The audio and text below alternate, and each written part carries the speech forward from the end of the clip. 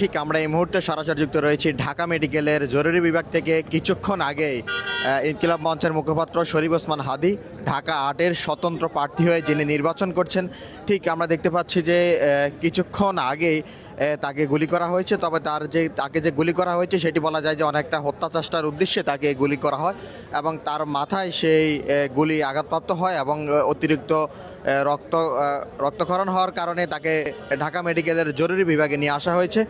তবে এখানে আসা এবং তার সাথে যারা ছিলেন তারা আসলে বলছিলেন যে আমার একটু বক্তব্য দিতে হবে।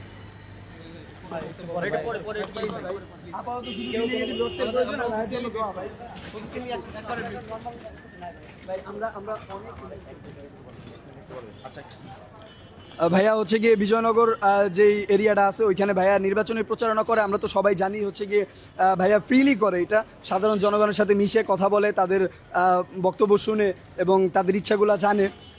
তো এই হিসেবে ভাই হচ্ছে গিয়ে সাধারণ মানুষের সাথে হাঁটাচলা করে সবসময়ই এবং সাধারণভাবেই চলাফেরা করে, রিক্সাতে যেমন। তো বিজয়নগর যখন ছিল তখন দুইজন মোটরসাইকেল আরোহী, মানে একটা বাইক ছিল, দুইজন ছিল আরোহী।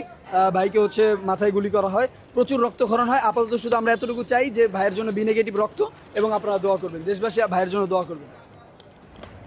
ঠিক আসলে যেমনটা শুনছিলেন, ওনারা যে তথ্য দিল এবং সেটি আসলে বলছিল যে জুমার নামাজের পরে বিজয়নগর পানির ট্যাঙ্কির যে রাস্তাটি রয়েছে সে রাস্তা দিয়ে আসার পথে এই ঘটনা ঘটে এবং তার সাথে থাকা এবং প্রত্যক্ষদর্শী তারা আসলে বলছিল যে ওনাকে উদ্দেশ্য করে, হত্যার উদ্দেশ্য করে এই ঘটনাটি ঘটে। তবে তারা বলেছিল যে তার মাথায় ঠিক গুলি আঘাত হয় এবং সেখানে তার অবস্থা মুমূর্ষু অবস্থায় তাকে ঢাকা মেডিকেলের জরুরি বিভাগে তাকে নিয়ে আসা হয়।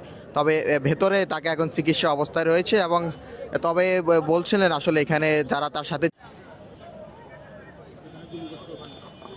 ঠিক আমরা এই মুহূর্তে রয়েছি ঢাকা মেডিকেলের সামনে এবং বলা যায় যে ঠিক তার এই খবরের চারদিকে ছড়িয়ে পড়ার পরে এখানে সাধারণ মানুষ এবং তার ভক্ত যারা রয়েছে এবং জুলাইয়ের বিভিন্ন অঙ্গ সংগঠন যারা রয়েছে এবং ঠিক তারা প্রত্যেকে এসে এই জায়গায় উপস্থিত হয়েছে এবং অনেকে এই ঘটনার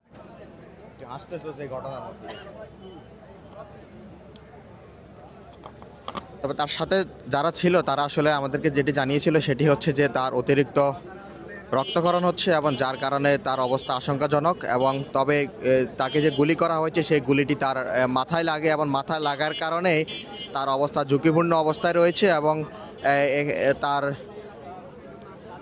তার সাথে থাকা যারা সমর্থক রয়েছে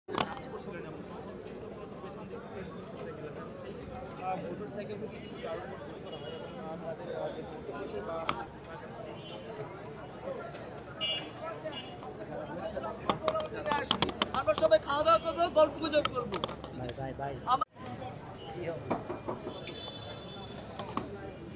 ঠিক আমরা এই মুহূর্তে রয়েছি ঢাকা মেডিকেলের জরুরি বিভাগের মধ্যে।